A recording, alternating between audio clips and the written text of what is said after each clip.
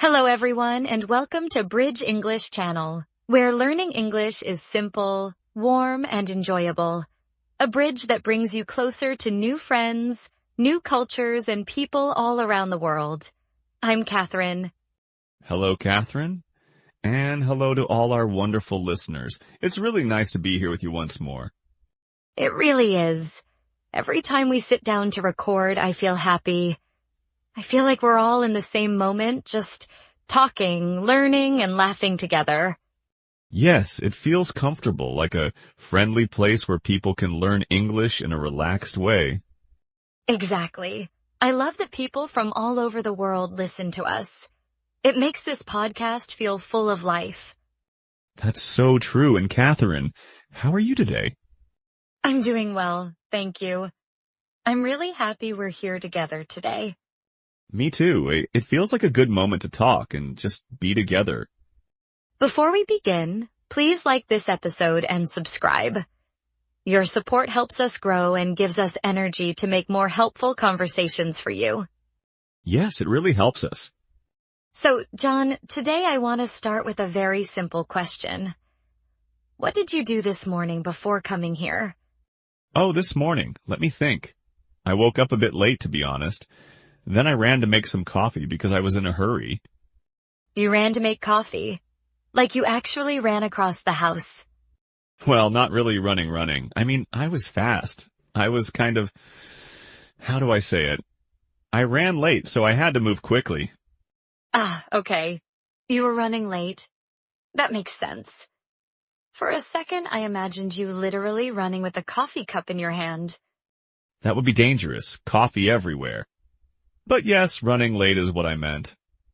I'm glad you said that, because this is actually perfect for today's topic. Is it? Did I say something wrong again? Not wrong. Just interesting. Today we're talking about the verb run, and more importantly, how we really use run in daily life with different meanings and especially with those little extra words that change everything. Oh wow, run. I thought run just meant moving fast with your legs. That's what most people think. And that's exactly why we're doing this episode. Let's do it once and for all. Let's really learn run, all the ways people actually use it. I like that idea because honestly, I hear run everywhere. At work, in movies, in daily life. And half the time, I'm not even sure what people mean. You're not alone. This is one of those verbs that shows up everywhere, and learners often feel confused but also a bit tired of asking about it. Yes. You don't want to stop someone and say, sorry, what kind of run is this? Exactly. So today we're just going to talk. Like two people talking about life. And along the way you'll notice how run appears, how it changes, and how people really use it.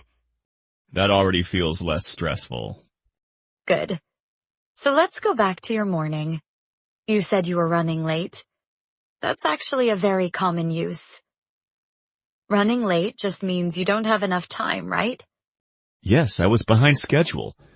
Is that the same thing? Yes, very close. But running late is much more every day. People say it all the time. Like, sorry, I'm running late, see you soon. I use that a lot, probably too much. Same here. And notice, you're not running anywhere physically. Time is running, not you. Time runs faster than me, that's for sure. That's actually another one. Time runs fast. Or time is running out. Running out? That sounds serious. It can be. Like when you say, we're running out of milk, it just means there's almost none left. Oh, I use that at home. We're running out of coffee. That's an emergency. Exactly. See, real life. No grammar lesson. Just life. I like that, but Catherine, can I say something that might be wrong again? Of course, that's the best way to learn. Yesterday at work, I told my colleague, I will run this email later. Is that okay? Ah, I see what you were trying to say. But here you probably meant, I will send this email later or I will deal with this email later. So run doesn't work there. Not in that sentence, but interestingly, you can run a meeting or run a business. Wait, run a meeting. That doesn't mean you run inside the meeting room? No, it means you organize it, you control it, you are responsible for it. Wow, so run can mean manage. Yes, exactly. This is why run is tricky. Same word, completely different feeling. My head is already full, but in a good way. That's normal, and don't worry. We're not trying to memorize anything. We're just letting it sink in naturally. I like how you said that. Let it sink in. That's another expression people say all the time. See? English everywhere. So let me ask you this. Have you ever run into an old friend by accident? Run into? Yes. That happened last week, actually. I ran into someone I hadn't seen for years at the supermarket. And you didn't physically run into them, right? No, thankfully not. We just met by chance. Exactly. Run into means meet unexpectedly. Very common. Very everyday. I feel like every time I learn one meaning of run, 3 more appear. That's true. But the good news is, once you feel comfortable with them, you'll start to recognize them automatically. Your brain will do the work for you. That sounds nice. I trust my brain. Most of the time. As you should. And remember, you don't need to use all of these perfectly. Understanding is already a big win. That actually makes me feel calmer. Sometimes I feel pressure to speak perfectly. And that pressure can stop people from speaking at all. And we don't want that. We want you to feel confident enough to just try. That sentence right there feels like one people should hear more than once. Maybe they should share it with someone who's learning English. Or remind themselves on a bad day. Exactly. And speaking of bad days, have you ever run out of patience? Oh yes, more times than I want to admit. Me too. And that's another run. Running out of patience. Very human. Very real. I like how this verb follows us everywhere. At home, at work, in our feelings. That's why learning run properly gives you so much power in English. You suddenly understand so many conversations better. I'm starting to see that, and we're just getting started, right? Yes, we are just getting started. And in the next part, we'll keep going deeper, with more real situations and maybe a few more mistakes along the way. I'm sure I'll help with the mistakes part. That's what makes it real. So let's keep going from there. Because this is where run really starts to feel like part of daily life. Not just a word from a book. I'm ready, but I also feel like I might say something strange again. That's perfectly fine. Actually, it helps everyone listening.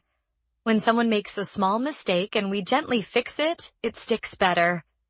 Okay, then here's my next example. Yesterday my phone battery finished, so I said to myself, my phone has run off. I know what you mean, but here you want to say, my phone ran out of battery. So run off is not correct there. Not in that situation. Run out is what we use for things finishing, like battery, time, money, energy. Money runs out very fast these days. Yes, that one hits close to home for many people. And notice how natural that sentence sounds. Nobody thinks about grammar when they say it. True, it just comes out naturally, but run off means something else, right? Yes. Run off is usually about leaving suddenly. Like someone ran off without saying goodbye. Or the dog ran off when the door was open. Oh, that makes sense. So if my phone runs off, it sounds like it grew legs and escaped. Exactly. And that image might be funny, but it helps you remember the difference. I'll never forget it now, my phone running down the street. See, learning without trying too hard. That's the goal. Okay, let me try another one. At work, my manager asked me to help, and I said, don't worry, I will run it by you later. That one is actually correct. Really? I finally did one right. Yes. To run something by someone means to show it to them quickly, to get their opinion. So it's like saying, I'll check with you. Exactly. Very common at work, very natural. And again, no running involved? Poor Run. It's doing so many jobs at the same time. That's a nice way to see it. One word, many roles. And people don't even notice they're doing it. That makes me feel better as a learner. Even native speakers don't think about this stuff. They really don't. They just feel it. And that's what we want for you eventually. Not perfect rules, just a good feeling. I like that. A good feeling is easier to trust. Exactly. Now, let me ask you something. Have you ever had a day where everything just went wrong and you felt like nothing was running smoothly? Oh yes, many times, especially when technology is involved. Right. When things run smoothly, it means everything works well, without problems. And when it doesn't, we feel it immediately. Yes, you don't need to explain it. You just say, today is not running smoothly. That sounds very natural. I can imagine saying that at work. And people would understand you immediately. That's the power of these expressions. Can I say something a bit more personal? Of course. Sometimes when I speak English, I feel like my confidence runs away from me. I understand what you mean. But instead of runs away, we usually say, my confidence runs out, or I lose confidence. So runs away sounds more like confidence is scared of me. Yes, like it packed its bags and left. But run out fits better for feelings or energy finishing. I see. Still, that feeling is very real. It is. And many listeners probably feel the same. Especially when they want to speak but feel blocked. That's definitely a moment worth sharing.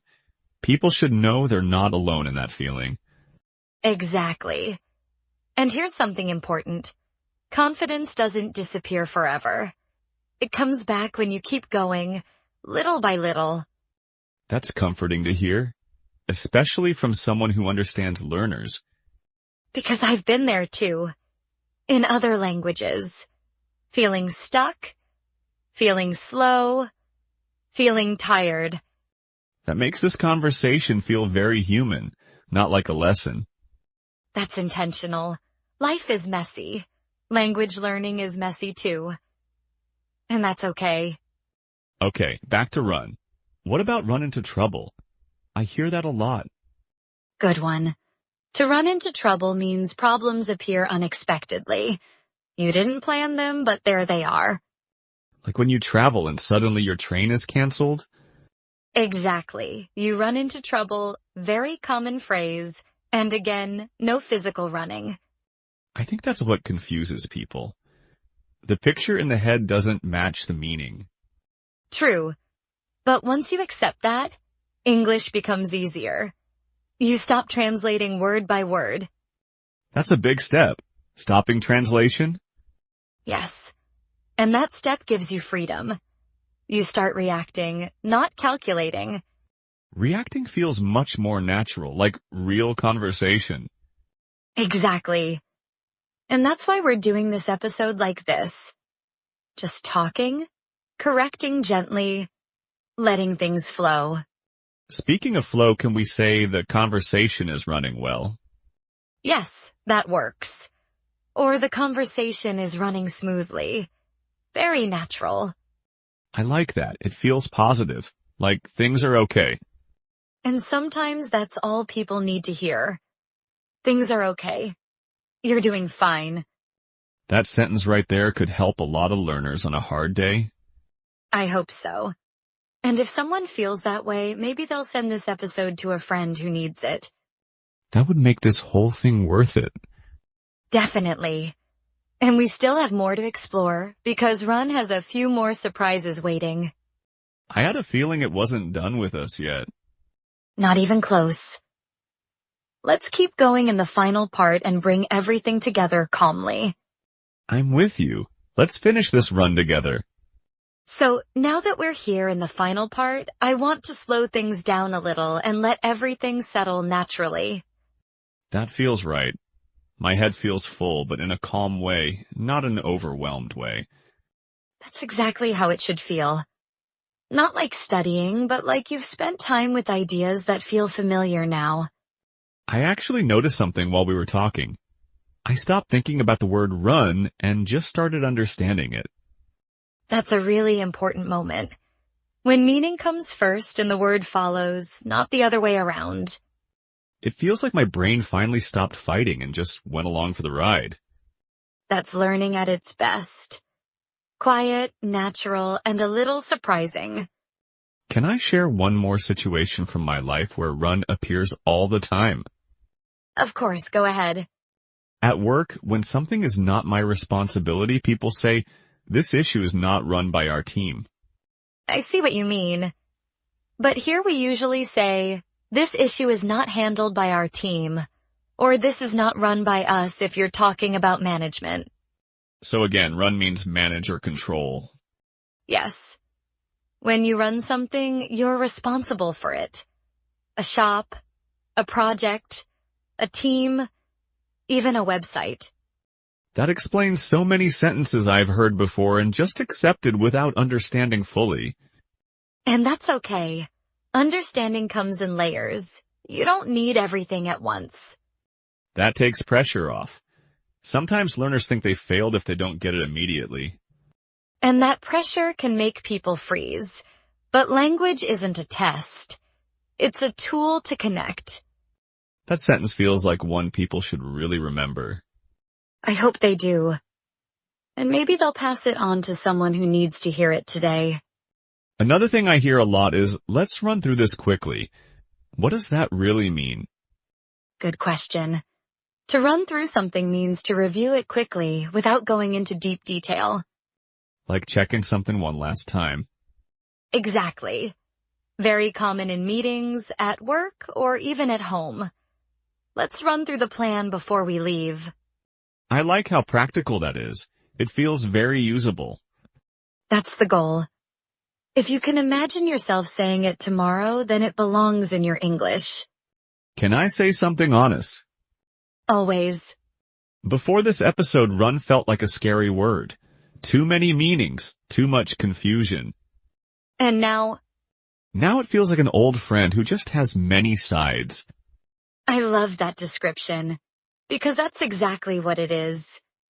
Familiar, flexible, and everywhere. I also noticed that when I stop trying to translate run into my language, everything gets easier. Yes. Translation can help at the beginning, but feeling helps in the long run. Long run, that's another one. Exactly. In the long run means over time, not immediately. Another run, another meaning, very natural. It's almost funny how many times we use it without noticing. Native speakers don't notice at all. It's just part of how they think. That makes me feel less behind. More like I'm on the same road, just at a different point. And that's a healthy way to see it. Everyone is learning something all the time. Even people who speak perfectly still learn how to communicate better. Absolutely. Language is alive. It keeps moving like a river, not like a rule book. That image is very calming. Good. Because I want the end of this episode to feel calm and supportive, not rushed. Speaking of rushed, we didn't even talk about rundown. True. Let's touch it gently. To feel run down means you feel tired, low on energy, maybe stressed. That's how many people feel when they're learning something new and demanding. Yes. And when you feel run down, the best thing you can do is slow down, not push harder. That advice goes beyond English. It really does. And that's why these conversations matter. They're about language, but also about life. I feel like listeners can hear themselves in this conversation. I hope so. Because if you hear yourself, you feel seen. And that builds confidence quietly. That's another sentence worth sharing with someone. Maybe even with yourself on a difficult day. So if someone listening remembers only one thing from today, what should it be? That run is not one word with one meaning. It's a family of meanings that live in daily life. And you don't need to master them. You just need to notice them. Notice, not memorize. Exactly. And trust that understanding will grow naturally over time. That takes a lot of stress away. And stress is not a good teacher anyway. I agree. Learning feels better when it feels safe. And this space is meant to feel safe for everyone listening. I think that really comes through. Before we say goodbye, we have a small invitation for you. Yes, just a gentle one. If today's conversation felt helpful or comforting, please leave a comment below. We'd love to hear your thoughts. At the end of this episode, we'll ask you a question about today's topic. Please answer it in the comments. And tell us what you want the next episode to be about. We read your comments with care and attention. And we reply with heart. We're here to walk with you on this journey and help you feel more confident in English, one step at a time. You're not alone. Thank you for being with us today. We'll talk again very soon. Take care.